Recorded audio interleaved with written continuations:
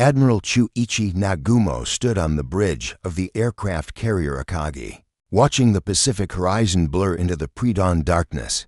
The same man who had led the devastating attack on Pearl Harbor 6 months earlier now commanded the most powerful naval strike force the world had ever seen. For fleet carriers Akagi, Kaga, Soryu, and Hiryu cut through the waves toward Midway atoll, their decks bristling with over 100 aircraft. The morning air carried the salt tang of the ocean and the acrid smell of aviation fuel as mechanics prepared the first wave of bombers. Nagumo's confidence seemed as solid as the steel deck beneath his feet. Intelligence reports suggested the Americans had only 2 operational carriers in the entire Pacific, and neither was expected near Midway. The plan was elegant in its simplicity: crush the American base at Midway, draw out their remaining fleet, and deliver the decisive blow that would force the United States to negotiate peace. What Nagumo didn't know was that 1,500 miles away, Admiral Chester Nimitz had been reading Japanese naval codes for weeks. The Americans knew exactly where the Japanese fleet was heading when they would arrive, and what they planned to do, as historical accounts from the Naval War College archives would later reveal. This intelligence breakthrough represented one of the most significant advantages in naval warfare history. At Pearl Harbor, the carriers USS Enterprise and USS Hornet had already departed, racing toward a predetermined ambush point northeast of Midway. The USS Yorktown, hastily repaired after the Battle of the Coral Sea, would join them despite damage that should have kept her in dry dock for months.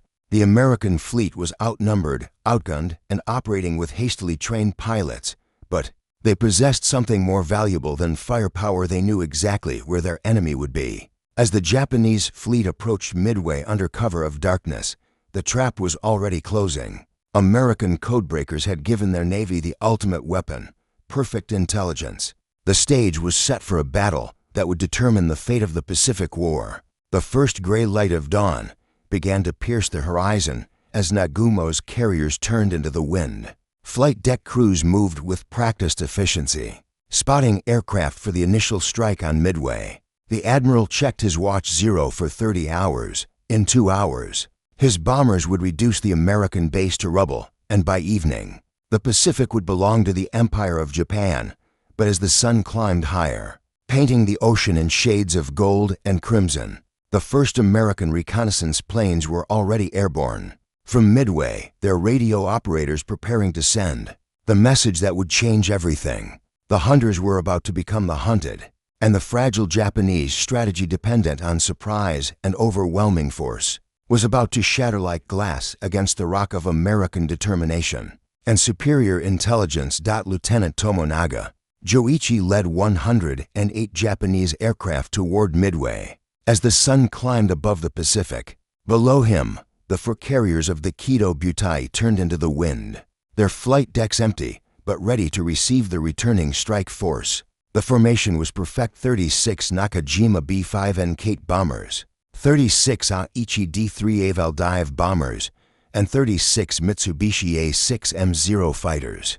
This was the same type of force that had devastated Pearl Harbor, and Tomonaga expected similar results. At Midway atoll, radar operators had been tracking the incoming formation for over an hour. Marine Colonel Harold Shannon ordered every available aircraft into the air: obsolete Brewster F-2A Buffaloes, newer Grumman F-4F Wildcats, and ancient Vought SB-2 Vindicators. The Americans knew they were outclassed, but they also knew their job. By time for the fleet to close the distance, the air battle over Midway was brief and brutal. The Japanese Zeros tore through the American defenders with ruthless efficiency, their pilots veterans of campaigns across the Pacific.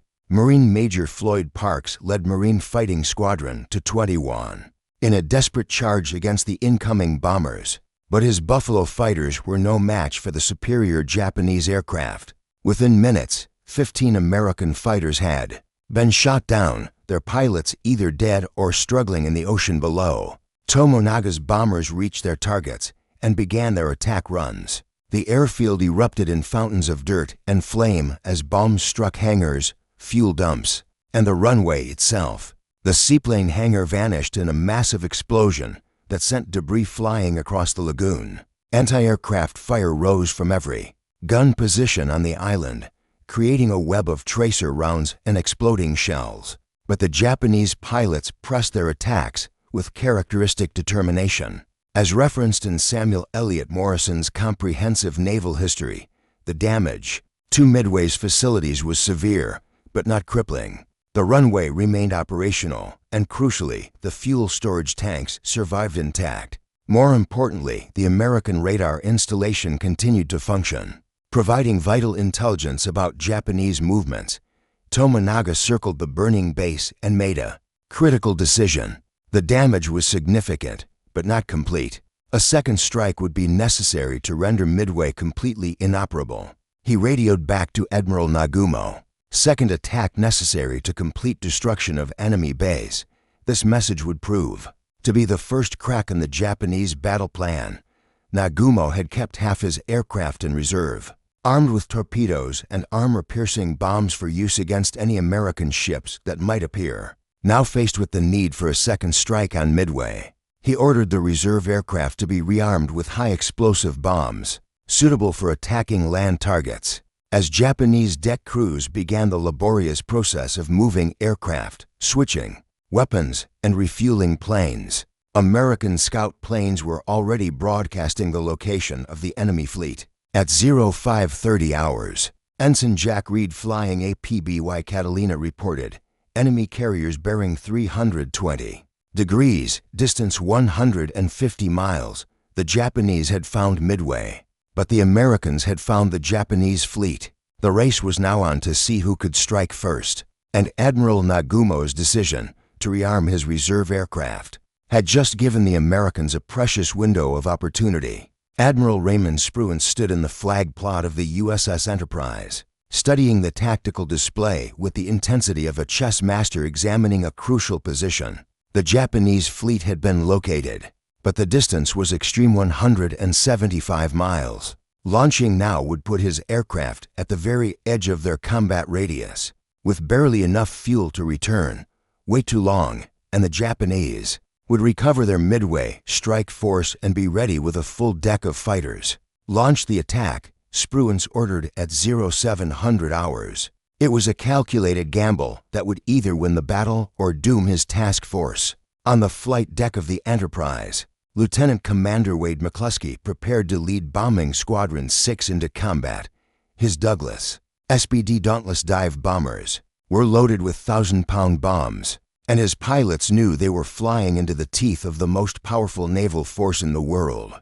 Nearby, the USS Hornet was launching her own strike group under Lieutenant Commander John Waldron, whose torpedo Squadron 8 would earn immortality in the next few hours. The American attack developed in 3 waves, each more desperate than the last. Waldron's obsolete Douglas TBD Devastator torpedo bombers were the first to find the Japanese fleet. Flying barely 50 feet above the waves, they approached the carriers in a slow, steady formation that made them perfect targets for the circling Zero fighters. Lieutenant Commander Waldron had trained his men for this moment, knowing that their aircraft were death traps against modern fighters. As the Zeros dove on his formation, he radioed his final message: "Watch those fighters. See that splash? How am I doing, Dobbs?" Then static filled the radio as Waldron's aircraft exploded in a ball of fire. Of the 15 torpedo bombers in Waldron's squadron, only Ensign George Gay survived, floating in the ocean and watching the battle unfold from his life raft. The attack achieved nothing. No torpedoes found their targets, and 14 American aircrew were dead. But their sacrifice accomplished something crucial. Every Japanese Zero fighter was now at sea level, having pursued the torpedo bombers down to wave height. The second wave of American attackers suffered similar losses. Torpedo Squadron 3 from the Yorktown met the same fate as their predecessors, losing 10 of 12 aircraft without scoring a single hit. The ocean around the Japanese fleet was littered with burning American aircraft and the bodies of young aviators who had given their lives for duty. According to declassified after-action reports from the Naval Historical Center, the Japanese commanders were becoming confident that they had weathered the American attack. Admiral Nagumo observed the destruction of the American torpedo squadrons with satisfaction. believing that the enemy's strength had been broken against his defenses. The flight decks of his carriers were crowded with aircraft being rearmed and refueled for the decisive counterattack against the American fleet. But high above the Japanese fleet, unnoticed by the fighters engaged in their low-level massacre, Lieutenant Commander McCluskey's dive bombers were searching for their targets. The torpedo attacks had been a disaster, but they had accomplished their purpose, drawing the Japanese air cover down to sea level and leaving the carriers vulnerable to attack from above. At 0920 hours, McCluskey spotted the white wakes of the Japanese fleet cutting through the blue Pacific. He pushed his aircraft into a steep dive, and 37 other dive bombers followed him down toward the crowded flight decks.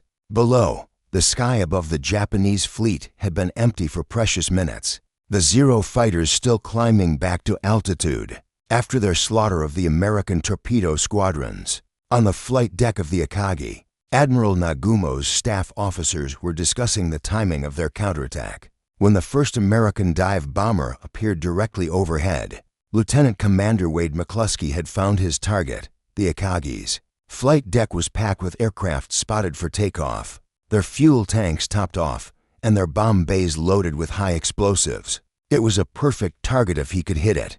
McCluskey rolled his Douglas SPD Dauntless into a 70-degree dive, the carrier growing larger in his bomb sight with each passing second. Anti-aircraft fire began to bracket his aircraft, black puffs of smoke and shrapnel filling the air around him. At 1,500 feet, he released his 1,000-pound bomb and pulled out of his dive so hard that the G-forces nearly caused him to black out. The bomb struck the Akagi's flight deck near the island's superstructure and penetrated to the hangar deck before exploding. The blast ignited aviation fuel and ammunition, creating a chain reaction that spread fire throughout the ship. Within minutes, the pride of the Japanese fleet was transformed into a floating inferno. Simultaneously, Lieutenant Commander Richard Best led Bombing Squadron 6 against the carrier Kaga. His bomb struck the forward part of the flight deck, rupturing fuel lines and igniting ready ammunition. The explosion killed everyone on the bridge and turned the massive carrier into a blazing wreck. Secondary explosions rocked the ship as stored torpedoes and bombs detonated, sending columns of smoke and flame thousands of feet into the air. The third carrier, Soryu, met the same fate under the bombs of the Yorktown's dive bombers. Lieutenant Commander Maxwell Leslie's aircraft arrived at the perfect moment, catching the carrier with its flight deck full of armed and fueled aircraft. 3 direct hits transformed the Soryu into a funeral pyre, her crew abandoning ship within minutes of the attack. As documented in the official U.S. Navy battle report, the entire attack lasted less than 5 minutes. But those 5 minutes changed the course of the Pacific War. 3 of Japan's fleet carriers were burning wrecks, their aircraft and experienced pilots lost forever. The Kido Butai, which had terrorized the Pacific for 6 months, was effectively destroyed. Admiral Nagumo stood on the bridge of the burning Akagi, watching his life's work disappear in smoke and flame. The deck beneath his feet was too hot to touch, and the air was thick with the acrid smell of burning aviation fuel and rubber. His staff officers were already preparing to transfer to a destroyer, but Nagumo seemed paralyzed by the magnitude of the disaster. Only the Hiryu remained operational, and her captain, Rear Admiral Tamon Yamaguchi, was already launching a counterattack against the American fleet. But the mathematics of naval warfare had shifted dramatically. Japan had lost 3/4 of her striking power in 5 minutes, while the American fleet remained largely intact. The Japanese pilots, who had survived the initial attack, were now floating in life rafts, watching their carriers burn. Many would later recall the absolute silence that followed the explosions, the sudden absence of engine noise, radio chatter, and the 1,000 small sounds of a functioning warship. In their place was only the crackle of flames and the distant splashing of debris hitting the water. The trap that Admiral Nimitz had set was closing perfectly, but the battle was far from over. Rear Admiral Tamon Yamaguchi stood on the bridge of the Hiryu, the last operational Japanese carrier, watching the smoke columns from his burning sister ships stain the horizon. A veteran of every major naval action since Pearl Harbor, Yamaguchi understood that the battle was lost. But he also knew that honor demanded one final strike against the American fleet. "Launch all available aircraft," he ordered his air operations. "Officer, we must hit them before they can hit us."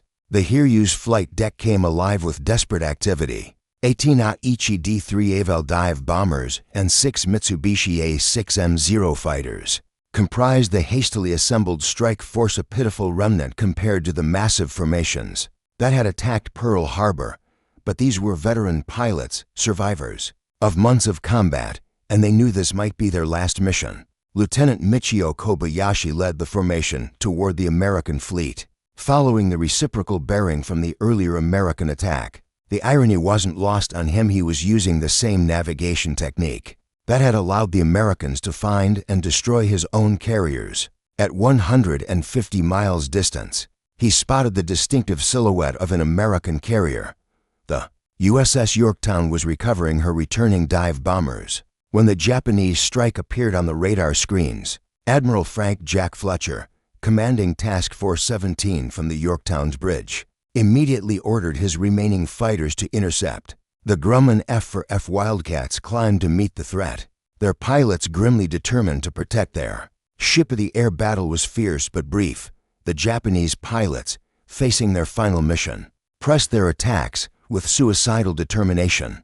3 volts penetrated the American fighter screen and dove on the Yorktown. The first bomb struck near the island's superstructure, the second hit the flight deck amidships, and the third detonated in the forward elevator well. The Yorktown shuddered. Under the impact, her flight deck buckled and twisted by the explosions. Fires broke out across the ship, and the forward elevator was completely destroyed.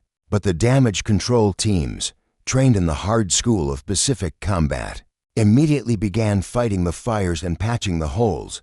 Within 2 hours, the Yorktown was back in operation, launching and recovering aircraft as if nothing had happened.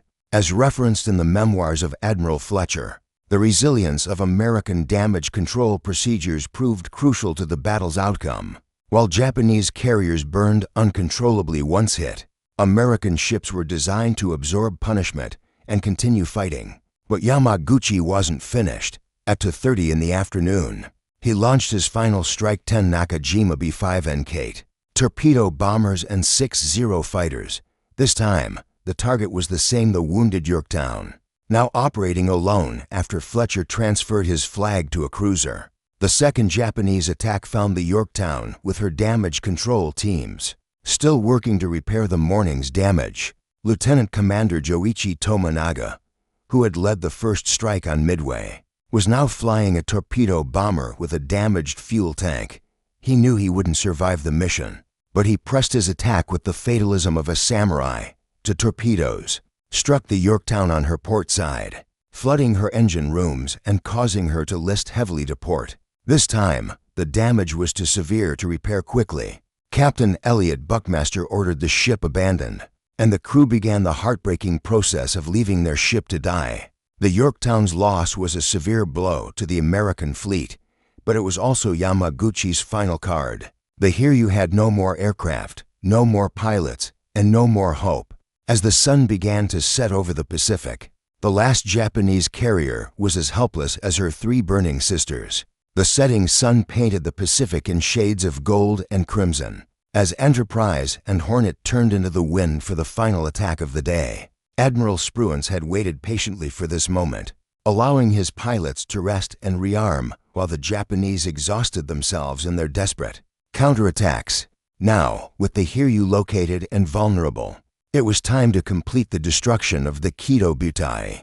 Lieutenant Commander Earl Gallagher led 24 Douglas SBD Dauntless dive bombers from the Enterprise toward the last Japanese carrier. Flying beside him were the survivors of the morning's attack pilots, who had already struck 3 enemy carriers and were now being asked to sink a 4th. Their aircraft were patched with sheet metal and their fuel tanks barely topped off, but their determination was absolute. The Hiryu was making maximum speed. In a desperate attempt to escape, her flight deck cleared of aircraft and her crew manning every anti-aircraft gun. Admiral Yamaguchi stood on the bridge, watching the American formation approach with the stoic acceptance of a warrior who had given everything for his emperor. He had already ordered the ship's battle flags raised and the crew assembled for the final battle.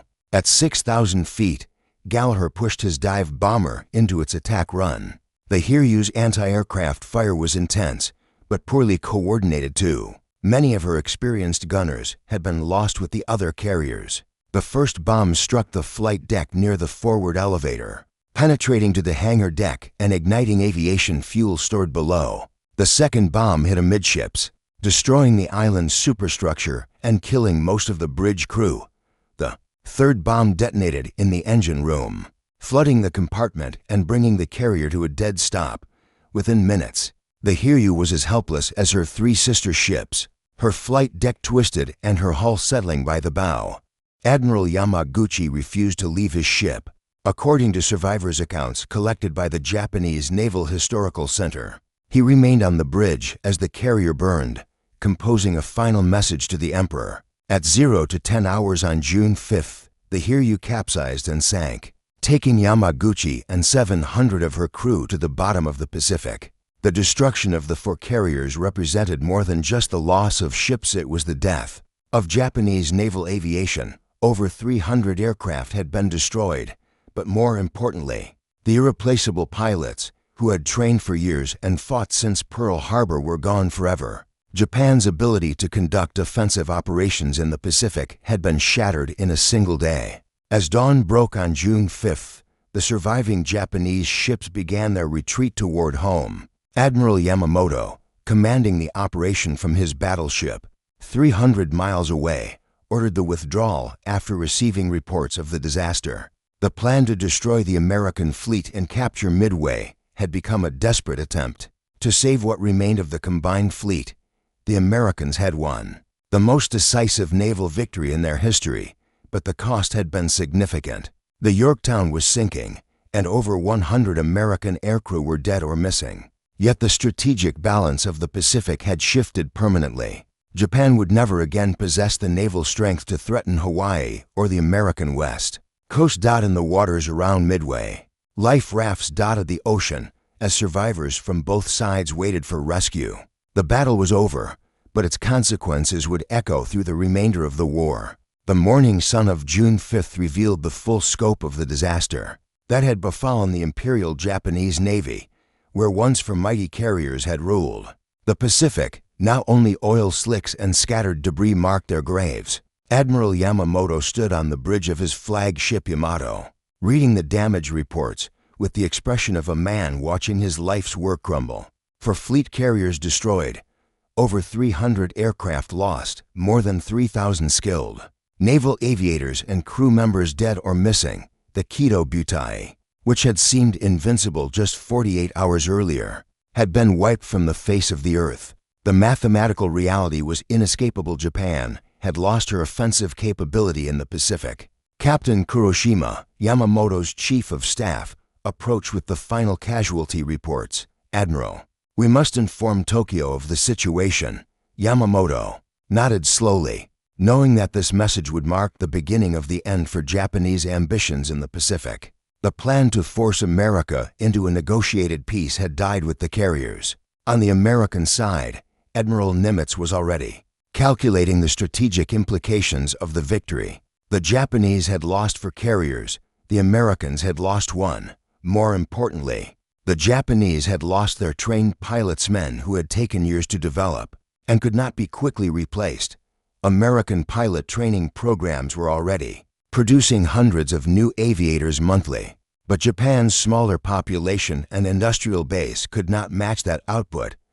The USS Yorktown, abandoned and listing heavily, became the final casualty of the battle. Japanese submarine I-168 found the derelict carrier being towed toward Pearl Harbor and put to torpedoes into her hull. The grand old lady of the Pacific Fleet, veteran of the Coral Sea and Midway, finally slipped beneath the waves on June 7th, but the Yorktown's loss was overshadowed by the magnitude of the American victory. As documented in the post-war Strategic Bombing Survey, the Battle of Midway marked the turning point of the Pacific War. Japan's ability to conduct major offensive operations was permanently crippled, while America's industrial might was just beginning to reach full production. The intelligence breakthrough that had made the victory possible remained classified for decades. The breaking of the Japanese Naval Code, designated JN-25, had given Admiral Nimitz perfect knowledge of enemy intentions. This advantage, combined with the courage of American pilots and the resilience of American ships, had turned a potential disaster into the most decisive naval victory in American history. In Tokyo, the news of the defeat was suppressed by military censors. The Japanese public was told that Midway had been a great victory, with heavy losses inflicted on the American fleet. But within the government and military leadership, the reality was understood. The war that had begun with such promise at Pearl Harbor was now effectively lost. Admiral Yamamoto, architect of the Pearl Harbor attack and architect of the Midway disaster, understood the implications better than most. "I fear all we have done is to awaken a sleeping giant and fill him with a terrible resolve," he had reportedly said after Pearl Harbor. At Midway, that giant had awakened fully, and the consequences would be felt across the Pacific for the remainder of the war. The pilots who had survived the battle, both American and Japanese, would carry the memory of those terrible hours for the rest of their lives. They had witnessed the moment when the tide of war turned, when the seemingly invincible Japanese fleet was revealed to be mortal after all. The Pacific War would continue for 3 more years, but its outcome had been determined in the skies above Midway. As the sun set on June 5, 1942, the age of Japanese naval supremacy in the Pacific was over. The carriers that had terrorized the ocean from Pearl Harbor to the Indian Ocean lay broken on the seafloor, their aircraft and pilots scattered to the winds. The battle for the Pacific had begun in earnest, and America was finally ready to take the offensive. The fragile strategy that had brought Japan early victories, relying on surprise, superior training, and concentrated force, had been exposed and shattered. In its place, American industrial might and numerical superiority would grind Japan toward inevitable defeat. The flames that had consumed the Japanese carriers at Midway were the funeral pyre of the Japanese Empire's Pacific ambitions.